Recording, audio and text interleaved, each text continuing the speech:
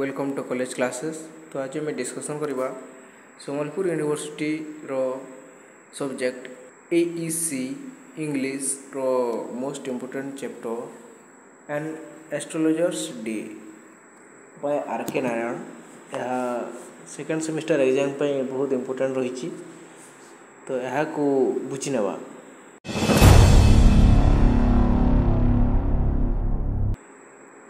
यार लेखक होती आर.के. नारायण।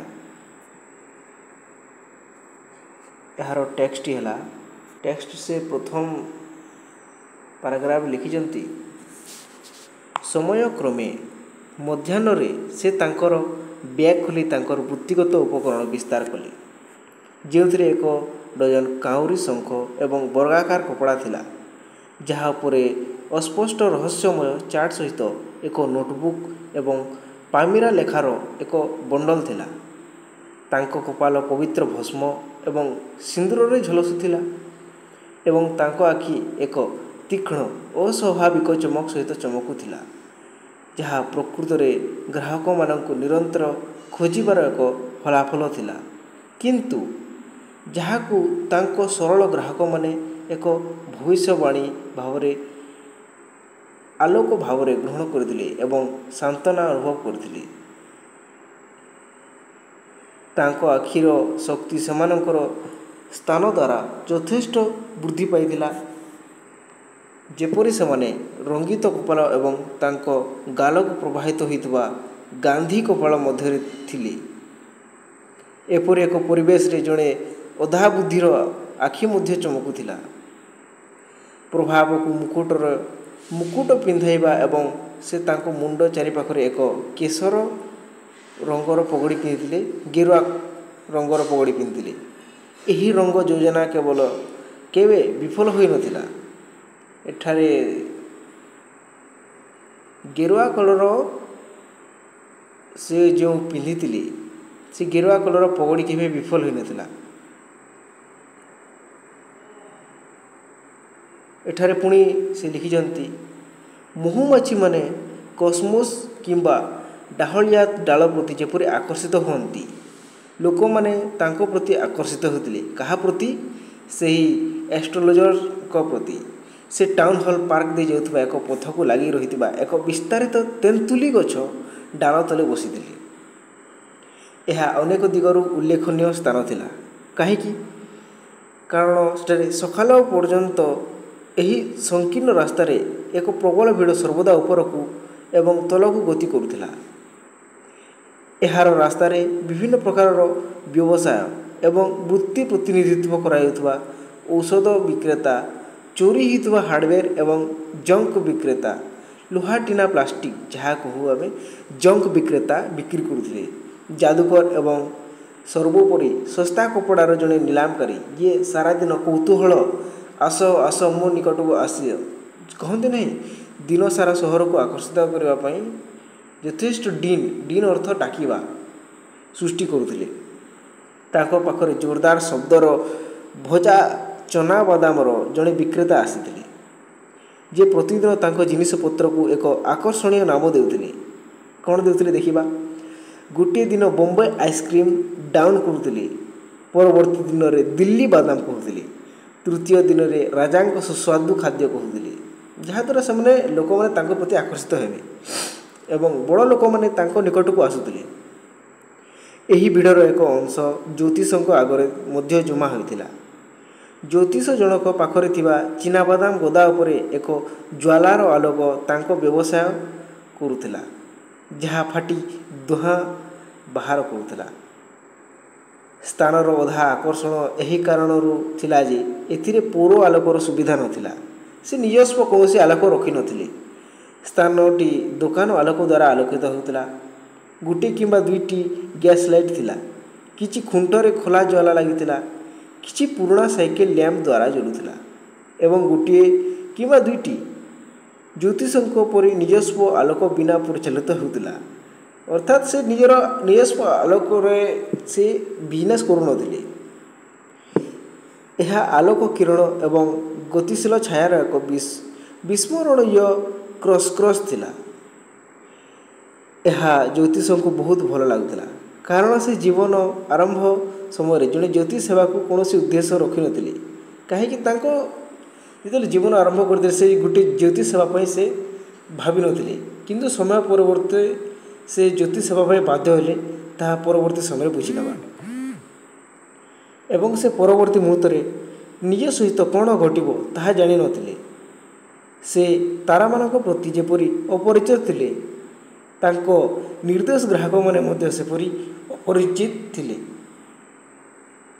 ତଥାପି ସେ ଏପରି କଥା କହିଲେ ଯାହା ସମସ୍ତଙ୍କୁ ଖୁସି ଏବଂ ଆଶ୍ଚର୍ଯ୍ୟ କରିଥିଲା। ଏହା ଅଧ୍ୟୟନ, ଅଭ୍ୟାସ ଏବଂ ଚତୁର ଅନୁମାନର ବିଷୟ ଥିଲା। ତଥାପି ଏହା ଅନ୍ୟ ଯେକୌଣସି ପରି ଜଣେ ସଚ୍ଚୋଟ ବ୍ୟକ୍ତିଙ୍କ ଶ୍ରମ ଥିଲା। ଏବଂ ଦିନ ଶେଷରେ ସେ ଘରକୁ ନେଇ ଯାଉଥିବା ମଜୁରୀ ପାଇବାକୁ ଯୋଗ୍ୟ ଥିଲେ। ସେ କୌଣସି ପୂର୍ବ ଚିନ୍ତାଧାରା କିମ୍ବା ଯୋଜନା ବିନା ତାଙ୍କ ଗ୍ରାମ ଛାଡ଼ି ଆସିଥିଲେ। ଯଦି ସେ ସେଠାରେ ରହିଥାନ୍ତେ, ତେବେ ସେ ତାଙ୍କ ପୂର୍ବପୁରୁଷଙ୍କ ଜମି ବହନ କରିଥାନ୍ତେ ତଥା ଜମି ଚାଷ କରିବା, ରହିବା, ବିବାହ କରିବା ଏବଂ ତାଙ୍କ ଶସ୍ୟକ୍ଷେତ ପାଇଁ ଏବଂ ପୈତୃକ ଘର ପାଚିବା। କିନ୍ତୁ ତାହା ହେବାର ନଥିଲା।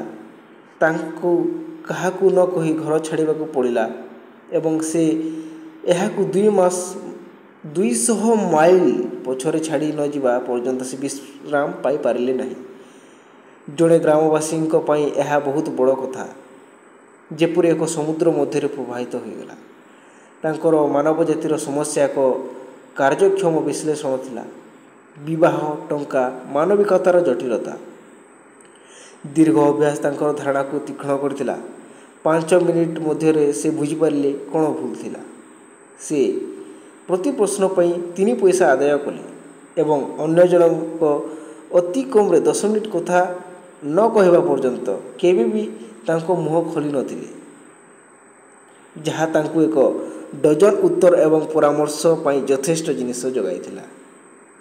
ଯେତେବେଳେ ସେ ତାଙ୍କ ହାତ ପାପୁଲିକୁ ଚାହିଁ ତାଙ୍କ ଆଗରେ ଥିବା ବ୍ୟକ୍ତିଙ୍କୁ କହିଲେ, ଅନେକ ଉପାୟରେ ତୁମେ ପୂର୍ଣ୍ଣ ପାଉନାହିଁ।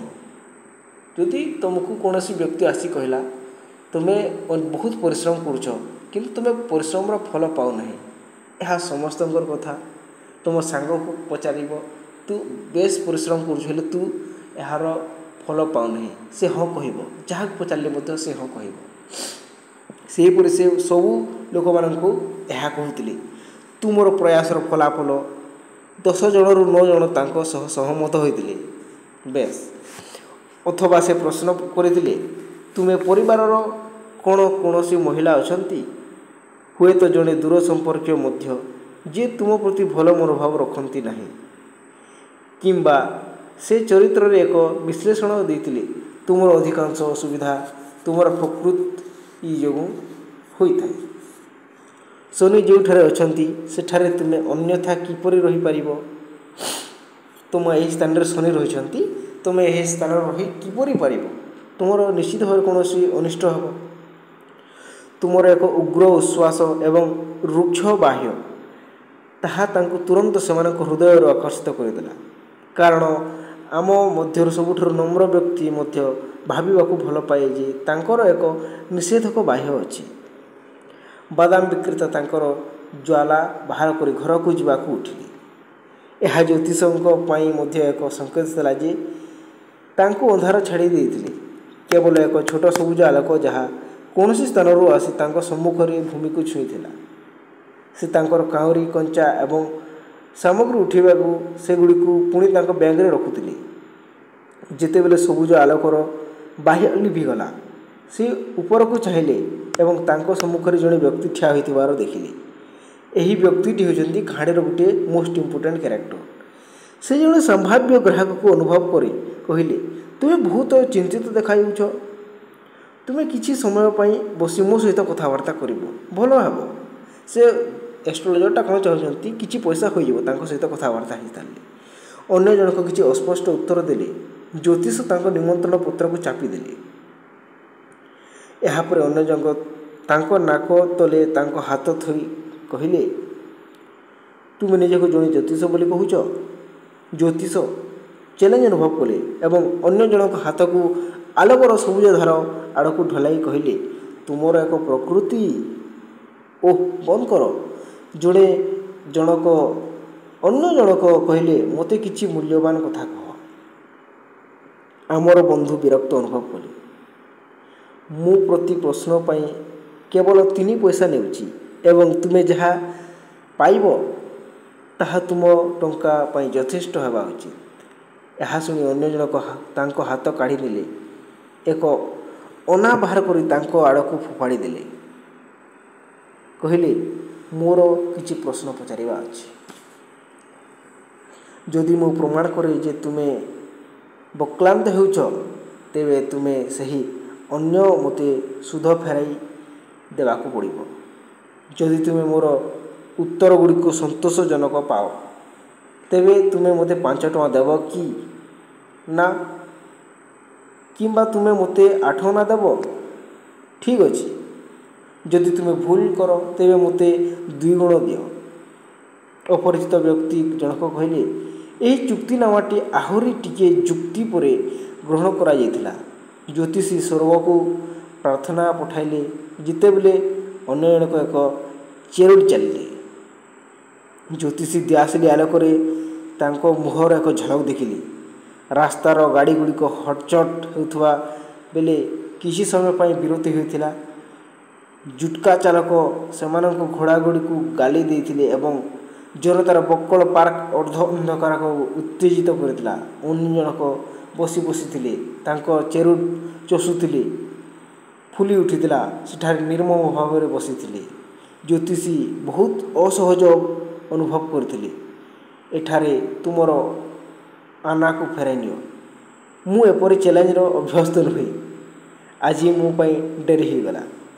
ଅର୍ଥାତ୍ ସେ ଜ୍ୟୋତିଷୀଟା ସେହି ବ୍ୟକ୍ତିଙ୍କୁ ଦେଖି ଡରିଯାଇଥିଲେ। କାହିଁକି ଡରିଥିଲେ? ସେ ଗଣ୍ଠି ପକାଇବା ପାଇଁ ପ୍ରସ୍ତୁତ କଲେ।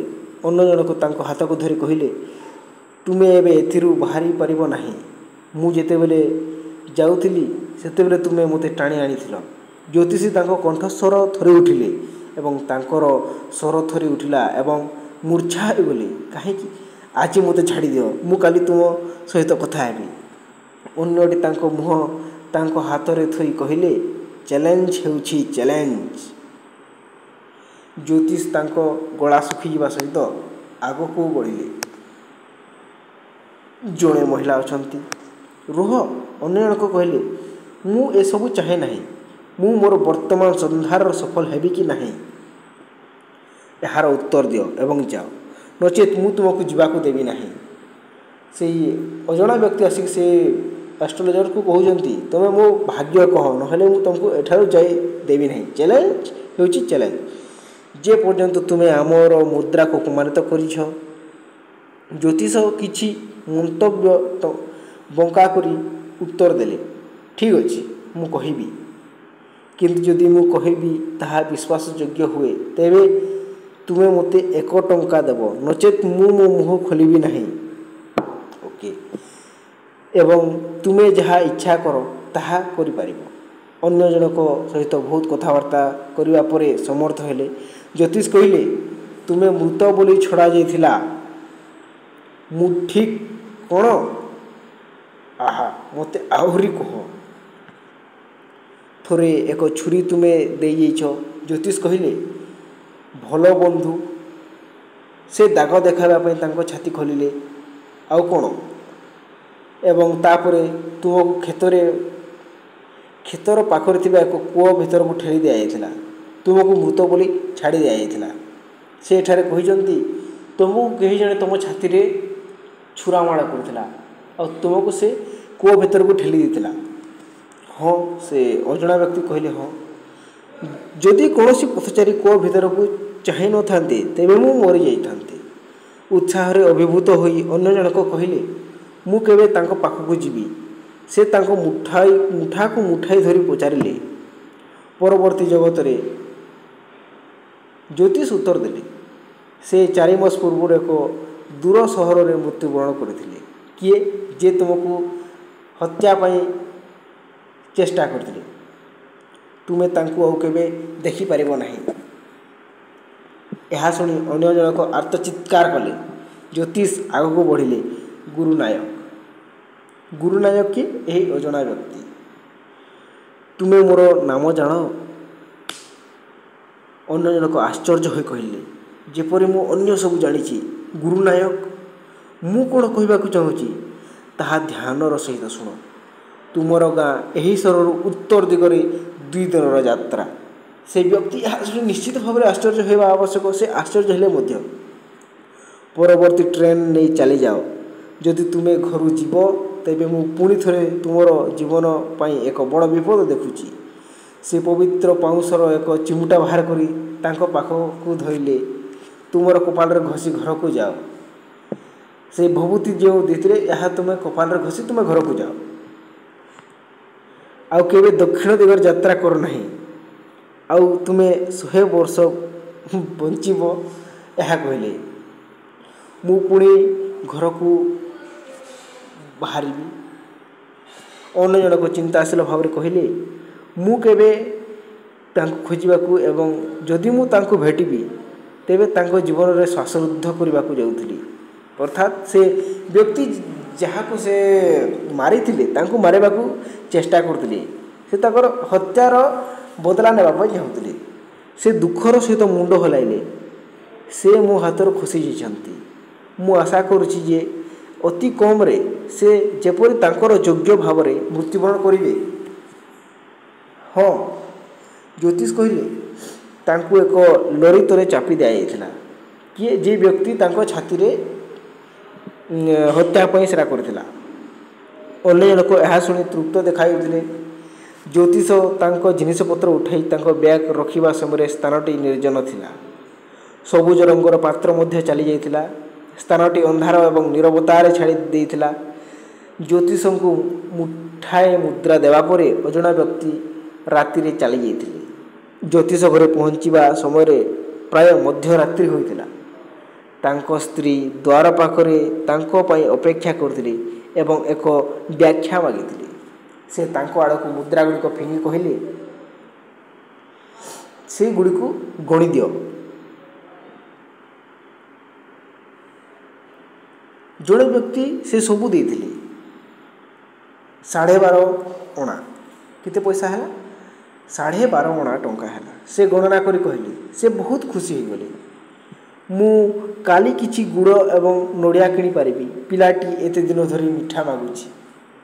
ମୁଁ ତା ପାଇଁ ଭଲ ଜିନିଷ ପ୍ରସ୍ତୁତ କରିବି। ଘୁଷୁରୀ ମୋତେ ଠକିଛି। ଅର୍ଥାତ୍ ସେ ମୋତେ ଏତେ ଟଙ୍କା ପ୍ରତିଶ୍ରୁତି ଦେଇଥିଲା। ଜ୍ୟୋତିଷ କହିଲେ ସେ ବ୍ୟକ୍ତିକୁ ସେ ଘୁଷୁରୀ କହୁଛନ୍ତି। ସେ ତାଙ୍କ ଆଡ଼କୁ ଚାହିଁଲେ। ତୁମେ ଚିନ୍ତିତ ଦେଖାଯାଉଛ, କ'ଣ ହୋଇଛି? ଚାହିଁଲେ, ତୁମେ ଚିନ୍ତିତ ଦେଖାଯାଉଛ, କ'ଣ ହୋଇଛି? କିଛି ନାହିଁ। ରାତ୍ର ଭୋଜନ ପରେ ପୟଲରେ ବସି ସେ ତାଙ୍କୁ କହିଲେ, ତୁମେ ଜାଣ, ଆଜି ମୋ ଠାରୁ ବହୁତ ଭାର ଚାଲିଯାଇଛି। ଅର୍ଥାତ୍ ସେ ବ୍ୟକ୍ତି ତାଙ୍କ ମୁଣ୍ଡରେ ହତ୍ୟାର ଜୁର୍ମ ଥିଲା। ଅର୍ଥାତ୍ ଯେ ବ୍ୟକ୍ତିଙ୍କୁ ସେ ଆଷ୍ଟ୍ରୋଲୋଜର ଥିଲେ, ସେ ବ୍ୟକ୍ତିଟା ଥିଲେ ଆଷ୍ଟ୍ରୋଲୋଜର, ଯେ ତାଙ୍କ ଛାତିରେ ସେ ଗୁରୁ ନାୟକର ଛାତିରେ ହତ୍ୟାର ଉଦ୍ୟମ କରିଥିଲେ। ଏତେ ବର୍ଷ ଧରି ମୋ ହାତରେ ଅମରର ରକ୍ତ ଲାଗିଛି। ସେଥିପାଇଁ ମୁଁ ଘରୁ ପଳାଇ ଆସିଲି। ଏଠାରେ ବସତି କଲି ଏବଂ ତୁମକୁ ବିବାହ କଲି। ହାଇ ସାଲାଇଫ୍। ସେ ହାଇ ପଡ଼ିଲେ। ତୁମେ ମାରିବାକୁ ଚେଷ୍ଟା କଲ? ହଁ, ଆମ ଗାଁରେ ଯେତେବେଳେ ମୁଁ ଜଣେ ମୂର୍ଖ ଯୁବକ ଥିଲି, ଆମେ ଦିନେ ମଦ୍ୟପାନ କରିଥିଲୁ, ଜୁଆ ଖେଳିଥିଲୁ ଏବଂ ଖରାପ ଭାବରେ ଝଗଡ଼ା କରିଥିଲୁ। ଏବଂ ଏବେ କାହିଁକି ଏହା ବିଷୟରେ ଚିନ୍ତା କରିବା? ଶୋଇବାର ସମୟ। ସେ ହାଣି କହିଲେ। ଏବେ ପାଦ ତଳେ ନିଜକୁ ଲମ୍ବାଇ ଦେଲେ। କିଏ? ସେ ଆଷ୍ଟ୍ରୋଲୋଜର। ତ ଏହା ଥିଲା ଏନ୍ ଆଷ୍ଟ୍ରୋଲୋଜର୍ସ ଡେ ଚ୍ୟାପ୍ଟର। ଧନ୍ୟବାଦ।